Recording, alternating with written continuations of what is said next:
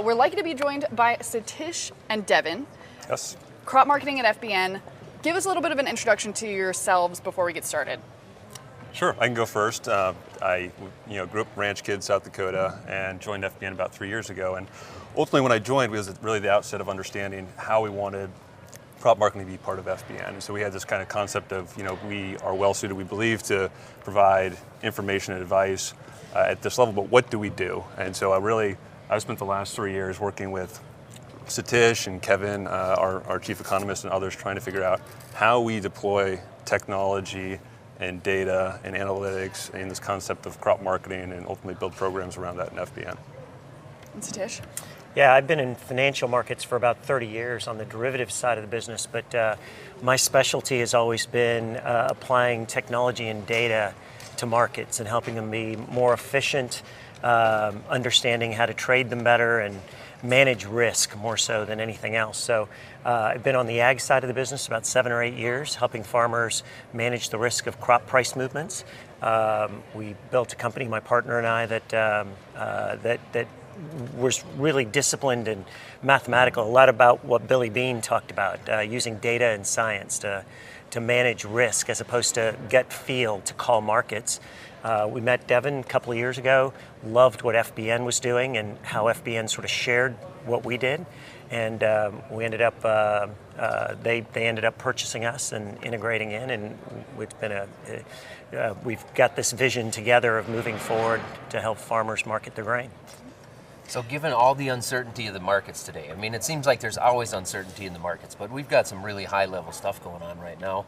What does that mean for farmers? I mean, what do we want to watch? What are you guys looking for? Give us your thoughts on that. Go ahead. Sure, well, I think when our approach to marketing is not just let's look at the markets and try to make a judgment call. Our approach, as Satish alluded to, is much more disciplined than that. It's really starting with defining a process of what is risk management, because I don't think that's particularly well defined in the ag space.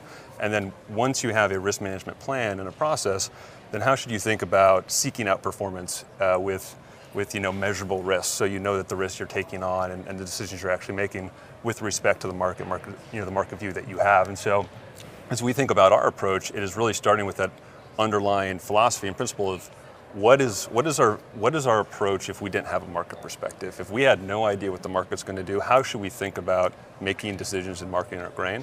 And then only at that point should we say, okay, what's our perspective on the markets? What does our research team say? What does Kevin and his team say in terms of the research, the data we have at FBN to form a market view? And then once we have both of those components, is how do we use those in tandem to ultimately make a decision around, okay, where are we today? Where should we be? And how do we get there? Yeah, I think one of the key things to that is for farmers to think about their marketing as part of a business, not as trading markets, right? If you want to be successful in the long run as a farmer, the numbers show that it's better to balance your risk and reward and manage your risk. And again, think about profits. That's what you're trying to maximize in the long run. Think about your farm as profits and business, not necessarily just about growing your yields all the time and then handing your marketing over to somebody that's going to try to outguess the markets, because that's something that's very, very hard to do. So beyond just a fundamental standpoint, you guys are really looking at it, like you say, from an analytical, scientific point of view and kind of working that in with the rest of the factors. Yeah, I think when we started this program, conceived of the program itself, I think one of the underlying questions was, can data and technology provide a service here that doesn't exist today? Can this be part of the future of how we think about how you should market grain?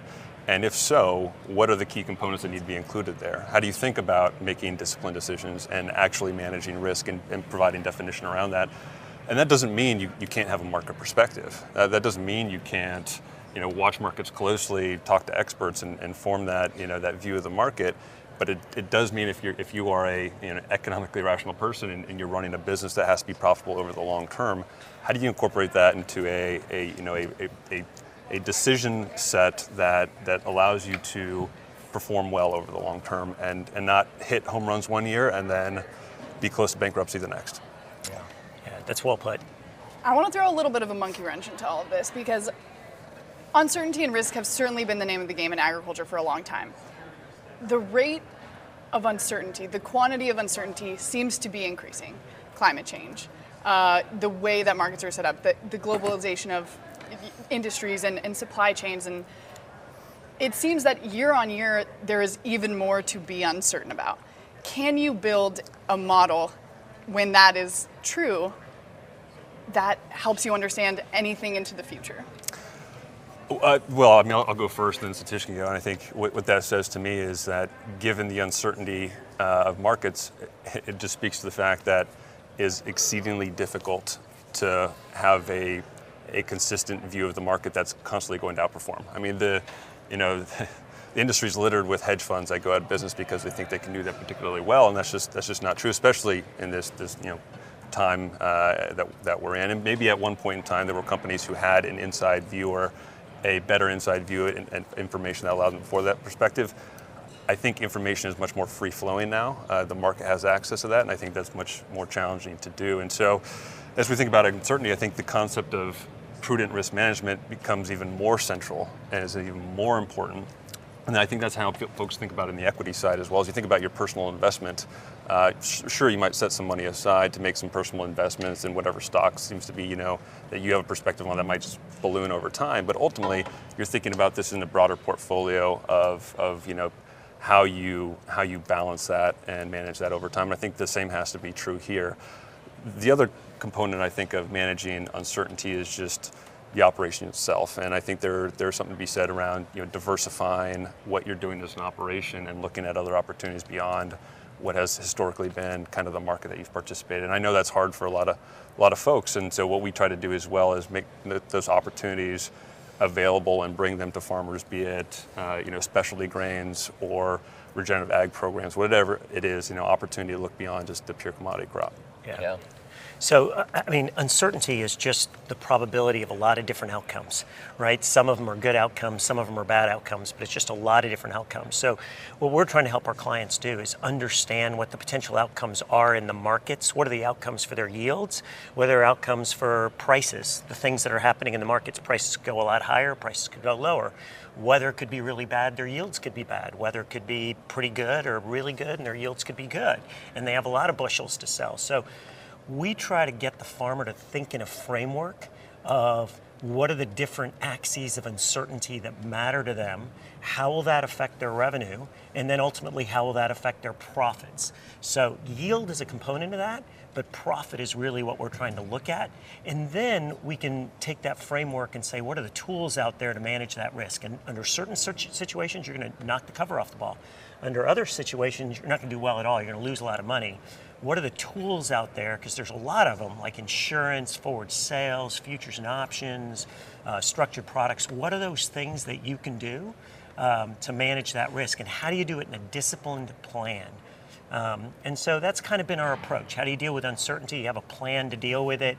You set expectations properly, and you manage risk. And Satish said something really important there as well. We think about the world marketing with respect to expected profitability. What that means is we're looking at the farm holistically, and it's not just market price, it's profitability. And what that means is you have to take into account cost production, your inputs, and all the decisions around what you're growing, how you're growing it, and the decisions on that side. And I'm sure there have been other panels that we've had to speak to that as well. So, FBN just launched a new product, Hedge Command.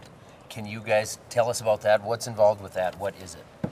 Yeah, Hedge Command. Really excited about Hedge Command. It's a mobile app that helps the farmer know when, how much, and how much grain to sell throughout the marketing year. So it's based on a very disciplined model that we've back tested, where we've looked at what's the right amount of risk reward to have on at any given time throughout the crop year. So as you start in the crop year, you have a pretty good idea of what you're going to plant, when you're going to plant it, what your costs are going to be, but you have no idea what your revenue is going to be. So there's a lot of uncertainty there. There's still a lot of chance for markets to move around and possibly give you a better price. So what you want to do is be very balanced and take advantage of opportunities the market gives you, but respect the fact that no one knows where markets are going with certainty, and eliminate some of that risk. So Hedge Command takes into account everything you've done as a farmer that'll affect your profitability, your costs, your yields, your basis, the insurance you bought, the sales that you've made. It boils it all down, crunches all the numbers, and gives you a personalized recommendation at any given time that says, hey, where we are today in the calendar with what statistically has happened throughout the years, this is about how much risk you should be taking off the table. And that's the beauty of it. In the palm of your hand, you have specific recommendations. Sell this many bushels today, right? We meant it to be as simple as possible, as easy as possible to use, but still with a lot of science and data and discipline in the background, so that a farmer can be disciplined about it. Yeah, and I think the only thing I would add to that, I think that's all correct, is it is very much a personalized view. It is meant to actually take all this and make it specific to an individual, but it's also fully transparent. So part of what we're trying to do is not say, Mr. and Mrs. Farmer, trust in me, your advisor, because I'm an expert here. It is, here's the process, here's the data, here's the technology, here's the back testing, here's a discipline. We'll provide full transparency on what this is. Trust in this process. And we can give you a full view of why we believe this is the best process to follow. Have you thought about, with technology like that, as powerful as that app seems or a system like that, what if the grain markets become self-aware? Not a Terminator fan? Skynet? Nobody? Yeah. John gets it. I'm not sure if we have a solution for that yet. I think we're going to have to solicit your advice. Does Randy get it? Well, on a related note, I'm curious, so we're on the cusp of a new decade. We're looking ahead to 10 years that will probably hold an insane amount of change, given how much change we saw over the last 10 years. What are you guys watching? What do you think are the biggest things that people might not be paying close attention to now, but might be really relevant in the next couple of years? Go ahead, or you want me to go first? Go ahead. Okay. Yeah. Well, I think a few things. I do think, FBN is centered around this concept of deploying data and technology in the ag space and enhancing the business models that exist today, and just enhancing the value for farmers and how you manage your operations. So that certainly exists here as well, I think, in marketing generally, and there are tons of opportunities to improve that over time, and I think that's going to happen. But I think there are, and that's marketing. I think it's insurance, crop insurance. I think there's a lot of opportunity there. But in addition to that, one of the things that I have found really exciting over the last year is this concept of sustainability and regenerative ag programs, low carbon corn, whatever you want to call that.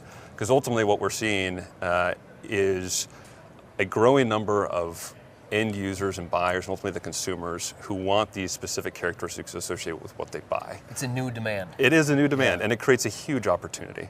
But ultimately what you need to take advantage of that opportunity, you need a way to evaluate that at the farm level, collect that information, and give that farm effectively a score.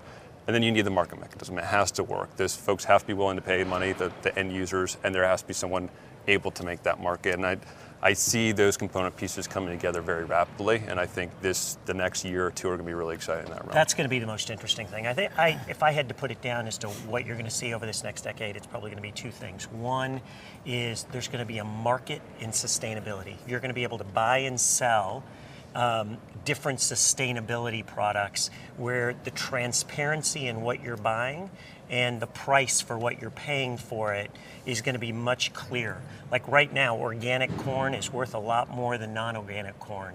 Non-GMOs worth more than GMO, a little bit more, right? Yep. So we're going to see much more transparent markets, indexes, things like that, which will give you an idea of how much people are paying and what they're paying for, because the demand for that kind of stuff is going up. And it's amazing how much old becomes new again, because you're really talking about old-time farming, right? You are, it's basically what you're talking about exactly. is old-time farming, right? And so it's hard to find people that know how to do old-time farming. You almost want to go back to your grandfather and say, how did you guys farm? Look for advice on that. Right, how did you guys farm?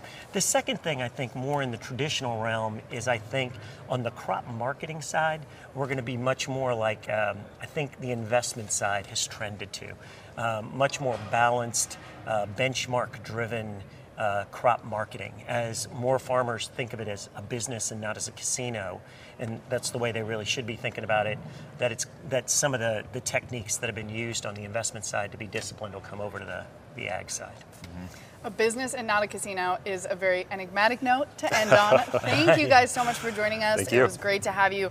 Great conversation. Very much not the way most people's dads or grandfathers did crop marketing, but the world changes, I guess. I hope so. Thanks for having Thanks us. for having, All right, or thank thanks for you. joining us. Thank you, guys.